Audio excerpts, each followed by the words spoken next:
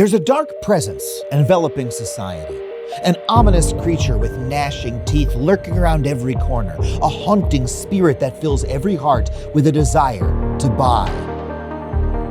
Labubu. Love him or hate him, these little demons are everywhere, from Rihanna's purse to the LA ICE protests to Karl Marx's grave. Yeah, because nothing says overthrow capitalism like mass purchasing a plastic collectible that'll probably be in a dumpster by next year. But you know, the people who love these creepy little guys really love them. It's Labubu lunacy. Some Redditors are reporting spending hundreds and even thousands of dollars collecting these furry little freaks. And as Labubus surge in popularity, people are starting to wonder, Labubus might be a sign of a weakening economy. I have this theory that Labubu is a recession indicator. Are Labubus an economic indicator for a recession?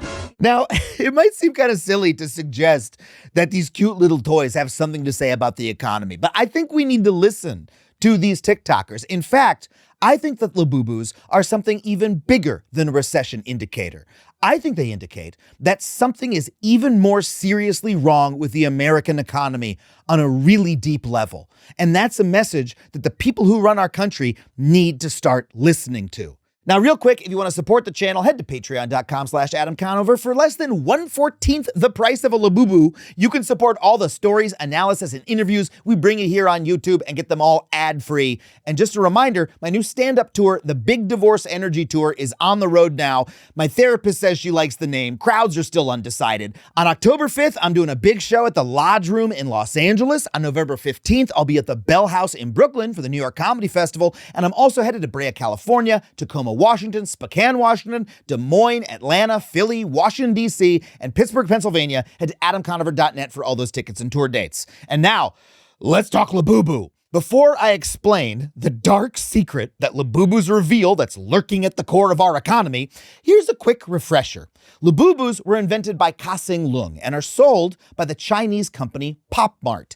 These cute little freaks have brought in about $500 million this year alone. And one reason they're making so much cash is because of the way that they're sold, in blind boxes and artificially small batches. When you buy a Labubu, you don't know which one you're gonna get until you open up the box. This is belabored, let's move on. And you have to buy them now because supply is limited and you don't know when more will drop, which is, drumroll please, gambling, which, as we have discussed before on this channel, is something that Americans are kind of obsessed with right now. Now, that says a lot about our economy all by itself. And you know, the rush to get exactly the Labubu you want is actually intensified when you get to secondary markets, which are full of fakes called Lafufus. So no wonder people freak out when they finally score a real one. These things are so popular, they even had to pull them off of the shelves in physical stores in the UK because customers were getting into fistfights. They're getting boo-boos for boo-boos. There is so much money in these things, people are even laburgling them. Okay, I swear that's the last wordplay in the video, unless I think of another one I like later. But look, when I look at these little guys and the frenzy around them, the first question that comes to mind is, why?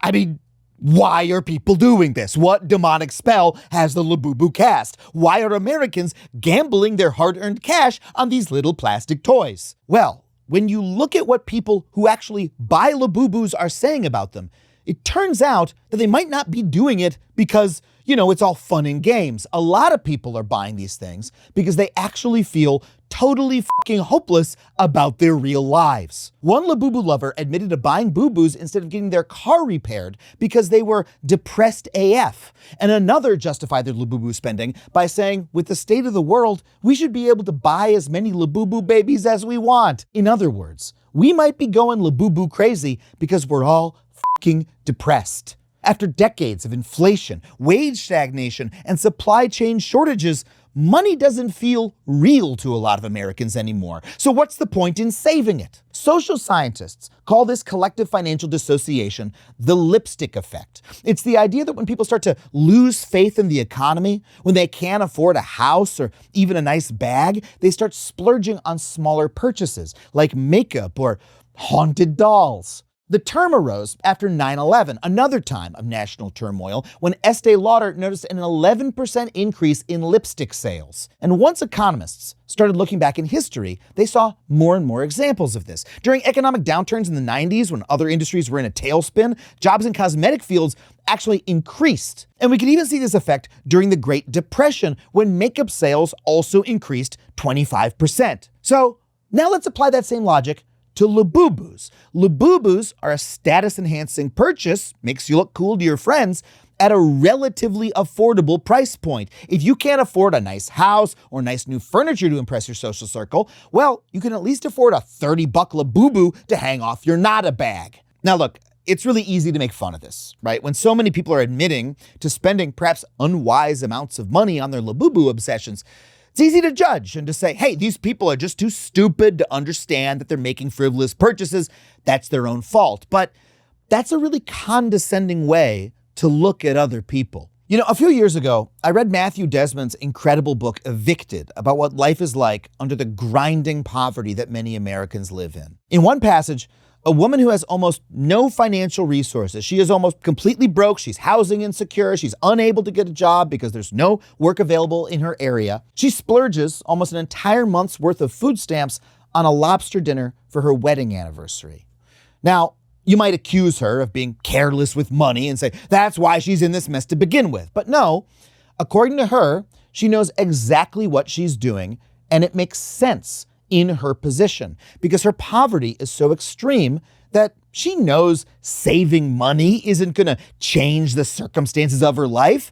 If she puts that money in the bank, she'll be behind on rent and unable to earn a decent living whether or not she has those extra few pennies. So why not spend a little bit of money to make her one life on earth a little bit more pleasant? Now, even though I get this psychologically once I understand the position that she's in, this is an unbelievably pessimistic view to have about one's own life and prospects, right? Even though it makes sense psychologically when your economic situation is that bad. And you know what the Labubu craze seems to indicate is that that is how bad things are getting for a lot of Americans. They might not be buying lobster on food stamps, but they're buying shit that makes them feel good because they do not expect to be able to buy a house. They do not expect to be able to retire. They do not expect to be able to take a vacation, and saving 30 or 70 or $100 isn't going to change that. So why not say fuck it and feel good right now? In other words, Labubus are worse than a recession indicator. They are a nihilism indicator. They are an indicator that Americans have fundamentally lost their faith in our economy. You know, a little while back, the Vogue writer Amy Francombe noticed this trend in a piece that she called America's Economic Nihilism. She suggests that as things like housing and healthcare have gotten more out of reach, quote, money is no longer about building wealth, it's about feeling better. One woman is quoted in the article saying, I used to be more mindful of saving, but last year I was applying for hundreds of jobs and getting ghosted, living back at home, watching everything get more expensive. And at a certain point, you just want to feel good in your day. Now I don't save as much, but I'd rather spend a bit to feel like myself again. So all of this is evidence that Americans are starting to feel more and more hopeless about the economy that we live in. And that is something that the people who run our economy need to be paying a lot more attention to. So let's talk about the concept of a recession. See, one of the weird things about recessions is that you actually can't tell whether or not one has happened until you're already pretty deep into it.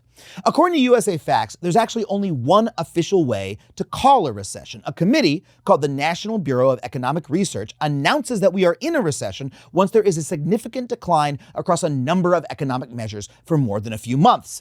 USAFacts, by the way, is our data partner for this video, and if you want your economic questions about America answered with real facts straight from objective sources, you should check them out at usafacts.org. They're really helpful in our research process, and I know that you're going to love them as well. So since the NBER hasn't called a recession yet, we can't really say that we're in one.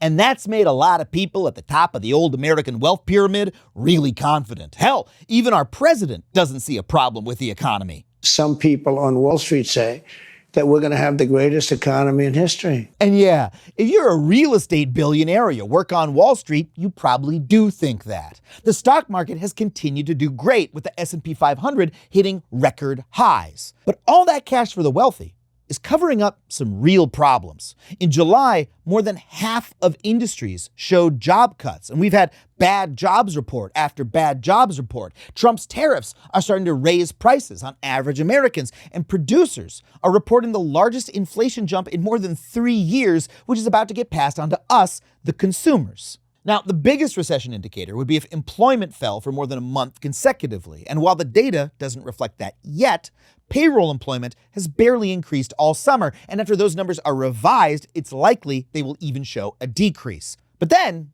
most importantly, there's the Labubu index. Because the thing is, the economy isn't all numbers. The economy is also how we, the people, feel about those numbers. If people feel bad about the economy, they don't spend money, and then the economy slows even more. The economy is kind of like Tinkerbell, or like a Labubu if it had Tinkerbell wings. If we don't believe in it, it fucking crashes to Earth. Maybe you do a little flying Labubu there, and it's like, wee, wee. We could do that maybe? You could even include me describing that, and then we could put that in the video. Wouldn't that be fun? If we don't believe in the economy, it crashes. And right now, more than 3/4 of Americans fear an economic recession. In fact, I think the real reason people on TikTok are asking if Labubu is a recession indicator is that recession and depression are the only words we really have for shit fucking sucks for me right now. So if you're a Wall Street tycoon, or God forbid, the president of a country, you need to pay attention to that. You need to pay attention to the fact that people are starting to lose faith in the economy itself rather than just the number in the stock market. Because let's talk about what average Americans are facing right now. More than half of Americans no longer meet the minimal quality of life index. Medical premiums rose 301% from 2001 to 2023. Travel expenses rose 170%. Rent grew 131%. The cost of raising kids and saving for college surged 107%. And you cannot hand wave that away by saying that we're not technically in a recession, or the stock market is doing great, or we're going to have the greatest economy in the history of the country. People are suffering to such a degree that they have begun to lose faith in the very economic structure of this country. And when that happens, bad shit happens in a country. That's what caused the French Revolution, motherfuckers. So if, God help you, you're one of the people who is running the economy of this country, I think you need to look these guys in their beady little eyes and listen to what they are telling you. Our economic system is broken for the majority of Americans. And if it is not fixed, there will come a day that we are not content to tear each other apart for Labubus. Instead, we are going to be coming for La Yu Yu. Found another pun. How about that?